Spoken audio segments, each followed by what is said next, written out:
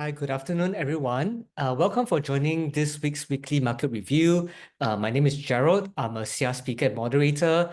And together with me today for the weekly market review, I've got Sunny, our lead technical analyst, who will go through with us some of the latest technical analysis.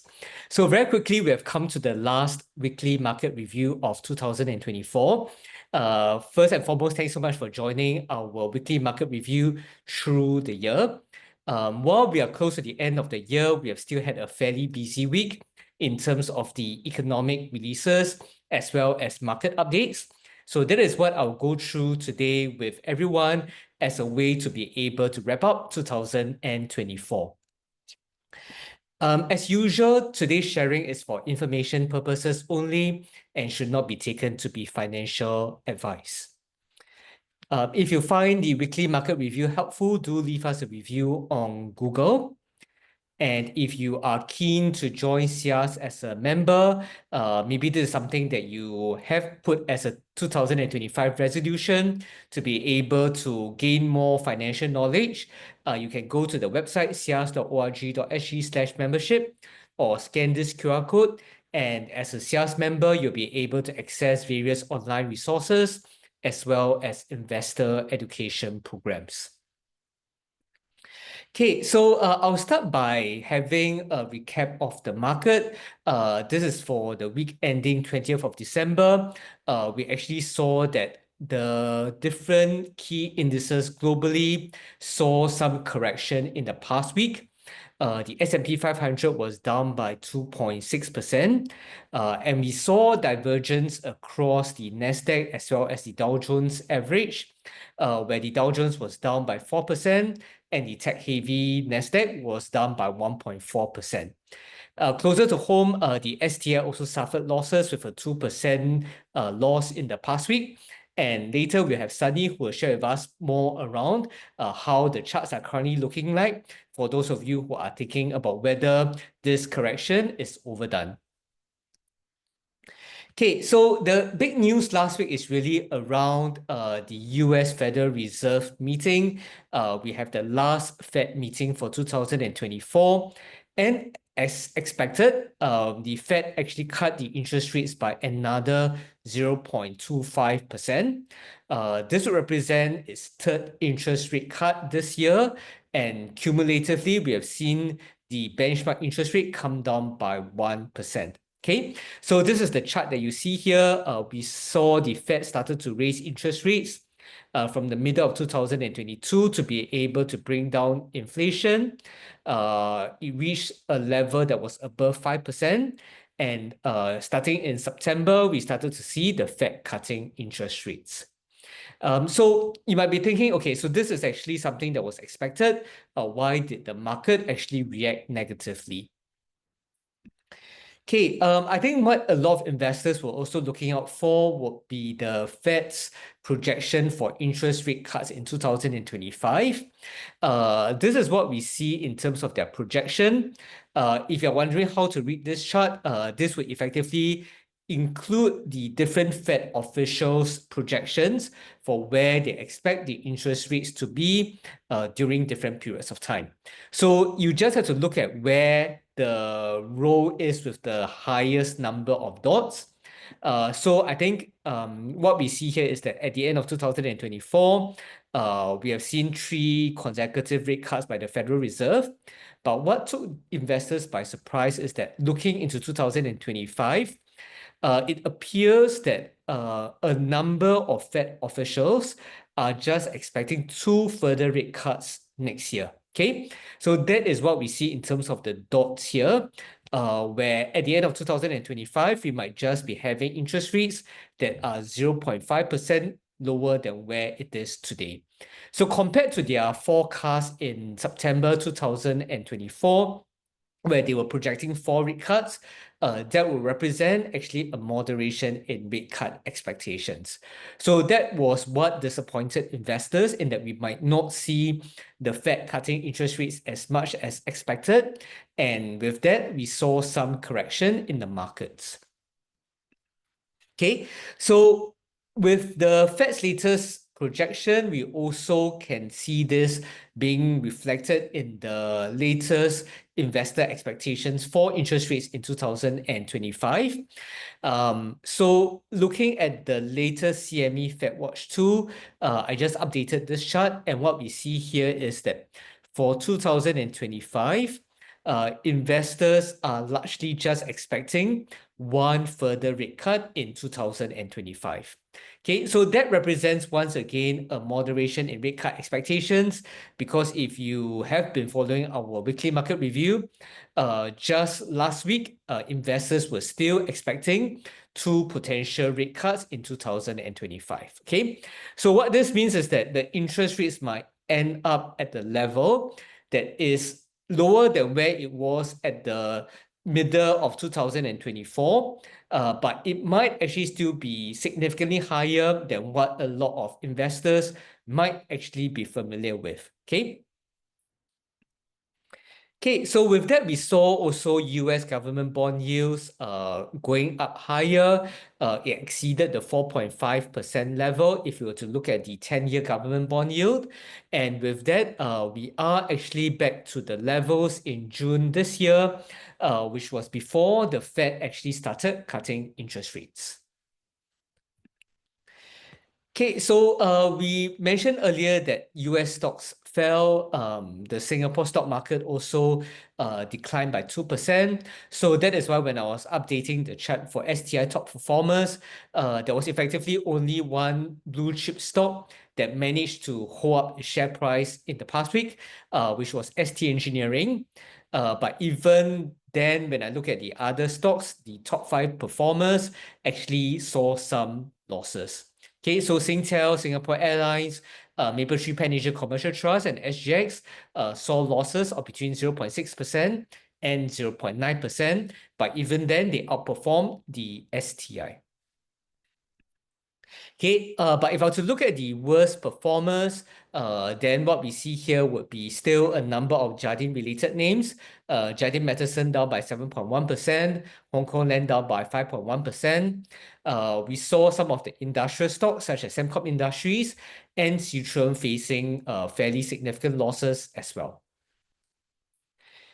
Okay, so given the context around what we saw on the interest rates, the Fed's latest projection on their interest rate in 2025, I thought it might also be worthwhile doing a recap of the REITs. Since last week, I already did a recap of the 3 best performing blue chip stocks. What I'll do this week is to go through the 3 best performing REITs for 2024.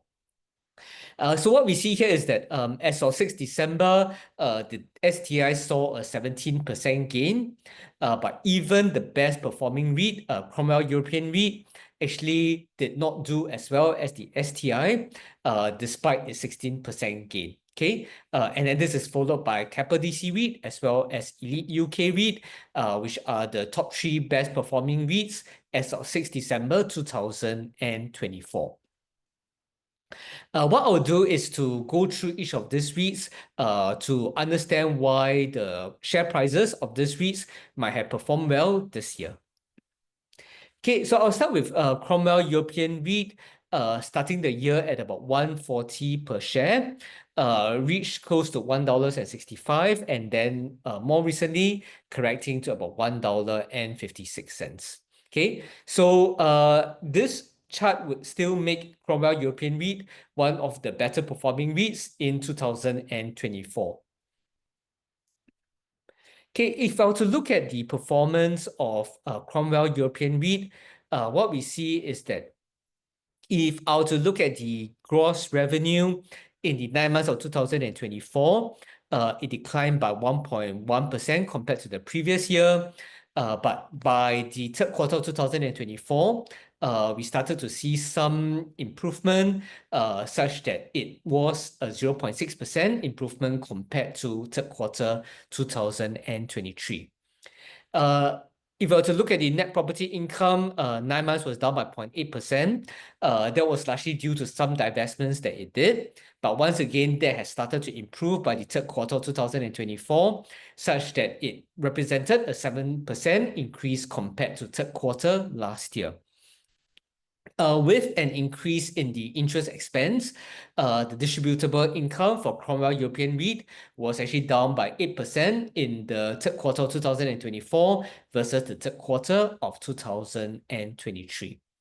Okay, so general decline in the distributable income, and what we see here is that is driven by a combination of some of the divestments of its property as well as higher interest expense. The other takeaway I have from here is that the decline was sharper in the first half of 2024, and by the third quarter of this year, we have started to see some improvement. If I were to look at the balance sheet of Cromwell European REIT, aggregate leverage of 41% as of 30th September 2024. And if I were to look at the interest coverage ratio, a fairly decent interest coverage ratio of 3.6 times as of 30th September 2024. Okay, so some balance sheet things that effectively, if I were to look at it, it will represent that the REIT has some leeway against the requirement, both from a leverage as well as interest coverage ratio perspective. Okay, and if I were to look at the valuation of Cromwell European REIT, while it has gone up by more than 15% so far this year, the price to book is at 0.74 times, above the historical average, but still below 1 times. If I were to look at the dividend yield, at about 10% dividend yield, which is close to the historical average. Okay, so that was Cromwell European REIT. Next will be Keppel DC REIT, also one of the better performing REITs this year, starting the year at about 190, went up as high as about above $2.30 and would be at $2.12 as of last Friday. Okay, so what we see in terms of Keppel DC REIT's performance, once again, in terms of the net property income, was weaker in the first half of the year, but by the third quarter of this year, we started to see the net property income actually increasing by 4.6%. In terms of the finance cost, we have also started to see some stabilization, such that by the third quarter of this year, it increased by just 0.8%. So with the sharp increase in the net property income, which was able to offset the higher finance cost, overall, we managed to see an increase in the distributable income for Keppel DC REIT, both in the third quarter as well as when compared to the second quarter, as well as when compared to the previous year. If I were to look at the balance sheet of Keppel DC REIT, aggregate leverage below 40% at 39.7% as of 30th September, and also once again, a good interest coverage ratio of 5.1 times. One big transaction that Keppel DC REIT recently announced would be the acquisition of 2 data centers in Singapore. I've gone through this transaction in the previous weekly market review, but the key to note here is that this is a sizable transaction amounting to more than 1 billion Sing dollars. And more importantly, in terms of how the REIT manager has justified the acquisition, is expected to grow its portfolio in Singapore, which is Asia's top data center hub.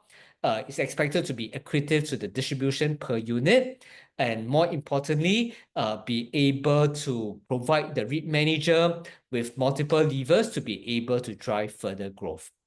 So that might be also another reason why Keppel DC REIT's share price has done fairly well this year. Okay, so given the good performance of Keppel DC REIT this year, from a price to book perspective, it's now at about 1.5 times, which is above the historical average, and dividend yield of about 4.2%, which is below the historical average. Okay, last but not least, I'll come to Elite UK REIT, which is also another REIT with assets in the UK. And what we see here is that the REIT actually did well, especially towards the second half of the year. Part of it would be driven by the expectations of the interest rate cuts. And what is quite interesting is that while some of the REITs have corrected with the higher bond yields in the past few weeks, elite UK REITs price has been fairly resilient in November as well as December. Okay, so if we're to look at the recent performance of elite UK REIT, what we see here is that it has been able to grow its distribution per unit in the 9 months of 2024 by 3.9% compared to the previous year. So this largely comes through from the higher distributable income as well as tax savings. What we also see for the REIT, it has been able to refinance some of its borrowings as well as reduce its borrowing cost. More recently, the REIT has also been divesting quite a number of different properties, and some of these divestments were actually made at a price that was above the valuation on its books. If I were to look at the balance sheet of Elite UK REIT, the net gearing ratio as of 7 October is at 43.6%. But what we have seen over the course of the year is that the net gearing ratio has been coming down. Okay, interest coverage ratio at 3 times, so that is above the 2.5 times level. What is also interesting is that if I were to look at the borrowing cost, like I mentioned earlier, as of 31st December 2023, it was at 5.2%. But by 7th October 2024, we actually saw a fall in the average borrowing cost to 5%. What the REIT manager has also announced in some of its key priorities is really in terms of proactive asset management, to be able to manage its capital better, as well as to improve the liquidity of the REIT trading, so as to be able to potentially bring up the valuation of the REIT. So we have seen the REIT manager doing various things over the course of the year to be able to do that, whether is it in terms of divesting some of its assets, or like I mentioned earlier, be able to refinance its borrowing. So all of it will fit within some of its key priorities for this year as well as next year to be able to drive value for unit holders. Okay, so with that, I have done the recap for the 3 best performing REITs for 2024. We are now into the last week of 2024. We do not have any major economic releases for this week, as I think many of us will be enjoying the Christmas break. But for those of you who are interested in applying for the Singapore Savings Bond, just a reminder that we have the closing date of the latest Singapore Savings Bond on Thursday, the 26th of December. Okay, so with that, I'll hand over to Sunny, who will go through with us the technical analysis. Over to you, Sunny. Thanks, Gerald, for the market update. I will now do a roundup on the major indices. I'll start with the Dow Jones Index. You can see that the Dow had a rebound on Friday, close to 500 points, but that was only after the major 1,000 point drop that we saw on Wednesday, after the FOMC rate decision said that the inflation will still be sticky and stubborn in the next year, although they cut 25 basis points in December, but there may be likely lesser rate cuts in 2025, and that caused the market to push down more than 1,000 points on Wednesday. And in the past 2 weeks, we have seen the Dow Jones Index breach the 20 days moving average as well as the 50 days moving average, which is in the blue line that you see here. And we also tested the 100 days moving average last week. So you can see that we have some limit orders over here. Previously, I said that the Dow Jones Index, this zone over here, would likely be the buy zone, and that triggered some of my buy limit orders over here at the 50 days and the 100 days moving average. So I think this is a good support level for the Dow Jones Index, because as we have seen previously, somewhere in the November period, where it sort of tested the 50 days moving average, we had a very strong rebound. And this time around, we not only reached the 50 days moving average, we also tested the 100 days moving average. And that was what we've seen in August. And we have also had a good rebound during the August period. So I believe these two levels are support level for the Dow Jones Index. And hence, I have some limit buy orders over here, and that got triggered. And I believe these are the support level that we are looking at for the Dow Jones Index. On the indicator-wise, the MACD indicator has shown that last Friday, at least, this downside momentum that we are observing for the past few weeks has already subsided. We saw a smaller negative reading on the MACD indicator, and that's a good sign. And we also saw the RSI reach the lower bound of the band, which means that they could be in a oversold territory, and we have a rebound on Friday. So these indicators are showing good signs that the index may be oversold, and then the rebound might be coming, and hence the support at the 50 days and the 100 days moving average for the Dow Jones Index could actually be holding on firmly. Okay, next let's move to the S&P 500. So similarly, we have that big drop on Wednesday, and then we have a green candle on Friday, which will recover about 63 points on Friday.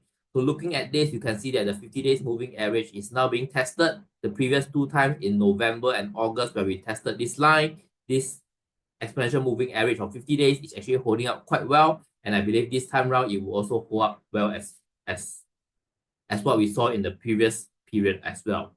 So looking at indicators of the S&P 500, we also have a lesser negative reading, a smaller negative reading on Friday. That shows that the downside momentum is actually subsiding.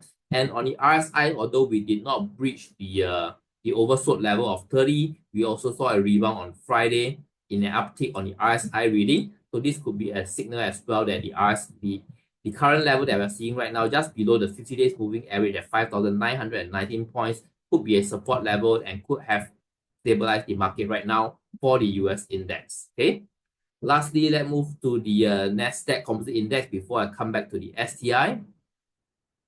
Okay. So Nasdaq being the more volatile index. Okay. So Nasdaq being the most volatile index also saw a bit of a retracement on Wednesday after the FOMC rate decision, but we also had a positive Friday reading as well. But then on the indicator wise, on the MACD indicator, we still did not see some sort of signs of that negative momentum subsiding, and we still have a very very crucial negative reading over here. On the RSI, we had a slight rebound on the 50-point neutral mark. So in the previous few times, somewhere in the November period, we also saw that the Nasdaq Composite Index rebounded on the 50-point mark, and as well as the early November period as well. So this 50 days moving average would likely becomes a very good support for the Nasdaq Composite Index. After watching what happened in early November, it bounced on the 50 days moving average as well. But being the more volatile index, you might want to use the low bound of the Bollinger Band, 18,871 points, or even the 100 days exponential moving average at 18,522 points as the key support level to give yourself a safety margin or buffer to get back into the Nasdaq Composite Index. Okay, so although the FOMC states that there could be fewer rate cuts next year, and that is a dampen to the economy, but the Friday PCE data actually ease some of those fears because the inflation expectation actually comes in, the actual number actually comes in lower than economists' expectation. So that gives us a sign of relief that inflation may not be as bad as what the markets seems or projected it to be. Okay, so that's why we have the rebound on Friday on some of the major US indices, and that could be the rebound that we are watching out for. Lastly, let's move back to the Singapore index. So you can see that the STI has been in a downtrend move for the past 1 week. Okay, this is mirroring what is happening in the US market. Okay, we did not have that Friday rebound on the Singapore index because the US market opened after the Singapore market closes. So you can see that the STI actually dropped about 1.14% on Friday, and for the whole week it dropped more than 2%. It breached the 20 days moving average and is now reaching close to the 50 days exponential moving average at 3,706 points, which is also finding confluence now with the lower bound of the Bollinger Band, which is the black line that you see here at 3,700 points. So this will likely be a very strong support for the STI index to have a rebound over here. Looking at the indicators, we still have a negative reading on the MACD indicator. That means that the downside momentum is still present. And the RSI has dipped below the 50-point neutral mark, meaning that there could be further downside momentum or downside risk coming soon. And then we are looking closely at the 50 days moving average for a rebound over here. Okay, so if we challenge this level, this is a good level to look at because if you look at the November period, it tested this level and had a good rebound. So this is the first support level, and likely finding confluence with the lower bound of the Bollinger Band will give it a further support for a rebound on the STI index to retest the year-to-date high at 3,842 points. And these are the updates that I have for you this week. We look forward to see you in the new year in the next weekly market review. From Gerald and myself, we'd like to wish you a very Merry Christmas and a Happy New Year ahead. Thank you very much.